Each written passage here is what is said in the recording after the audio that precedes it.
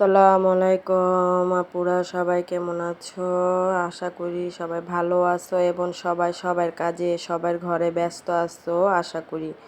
আজকে সেহেরিতে কি কি খেলাম ওইটাই দেখো। সেহেরি বলতে আমরা যেমন সবাই মিল্লা 2টা কিংবা 2:30 বাজে একবারে খেয়ে উঠি, কারণ আমরা মনে করো আর ওই যে ওই রাত্রে আর খাই না, মানে এই রাত্র না ওই রাত্র মাঝামাঝি খাই।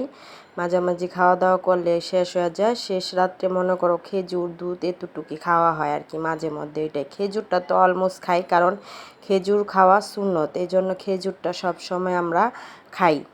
এবং মনে করো কি কি দিয়ে খাইলাম আজকে, শুধু ভাত আর মনে করো ভর্তা আর ডিম, কারণ ভাল লাগে না শুধু ইফতারিতে মাংস ভাজা, এমনি মাংস অমনে মাংস, এখন মাংস খায়া মানে বিরক্তকর লাগে। আর সময়ও পাই না ভিডিও ছাড়ার কিংবা করার, কারণ অনেক কাজ থাকে, এটা তো জানোই। আর সংসারে মনে করো ঘর যেমন ছাইরা গেলে যেমন লাড়াচাড়া করলে একটা সময় নষ্ট হয়, তেমনই মনে করো রং করলেও ঘর দুয়ার সব কিছু লাড়াচাড়ায় অনেক কামে ব্যস্ত থাকতে হয়। মানে এখন তো পুরোপুরি গুছানো হয় না ঘর, এরকম অবস্থা।